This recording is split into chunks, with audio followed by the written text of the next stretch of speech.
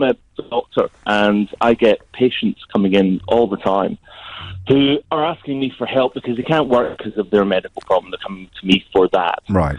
And they can't afford the money to basically get themselves to food banks. They can't afford the money to get on transport, so whether it be the bus or whatever. So they can't get to food banks, and then they also can't get the money to get transport in order to come to their medical kind of appointment to basically see us, for us to try and help them. And I'll be sat there for a 10-minute appointment, and I'll be sat there for 45 minutes. They're asking me if I can write letters to whoever it would be, and I'm like, I don't know. I don't know how to. How would you? So you can, as a GP, you can refer them to a food bank. I think. Well, I'm not actually a GP. I work in hospital. I work in orthopedics. So it would be things. Okay. So they're seeing you because of their condition, and then they're just hoping, because you're a doctor, because you're an authority figure. They just hope that you might be able to help them. Yeah, and we don't know what to do. We basically say, well, we can write letters explaining what your problem is, and you can get your notes, but that's pretty much it. I mean, it's not great when you're left in a position where you can't tell them or help them. All you can try and do, and the other problem I want to say is that if they can't make it to our appointments because they can't afford a bus fare or they can't get on the train or whatever it would be, they get sanctioned. then we will discharge them from our clinic, and then they come, and then that's delayed, which delays them getting back to work or wherever it would be.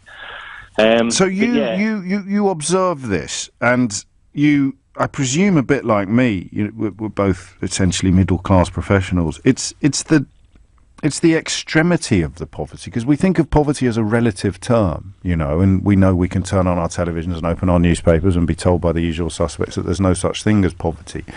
But you're talking about somebody who can't scrape together the tram fare to go to a food bank. Yeah, but that's 19th century, James.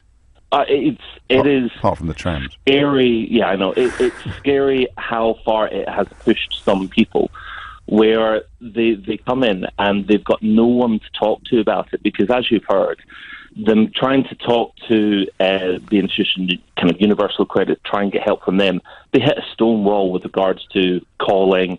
We often get quite people who aren't particularly good at using the internet, about trying to use that system, and they just don't know where to go for help.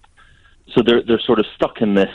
They don't know who to call to ask and they just don't know where to go. See, I don't know what your politics are, and I don't actually care at the moment. But just as a personal, quite left-wing. Are you okay? Do you think it's deliberate, or this is? I think I'm going to spend the rest of my career saying, is it incompetence or is it callousness? So there's two things I want to say. One, I think the initial idea was very good. Yes. So the idea of getting everything together in one way, make it nice and simple for people to use, is brilliant. They went down that road because they were blaming people. There was a huge amount in the media for everyone, blaming kind of people claiming benefits. They went down that road. They didn't realise how complex it would be to change it. But once they'd gone down that road, they couldn't turn around and admit, this is going to take us longer to do, it's going to cost more money. And then once they were down the rabbit hole, they couldn't dig themselves out because it would be embarrassing. So it's very like Brexit, except that it was a good idea in the first place.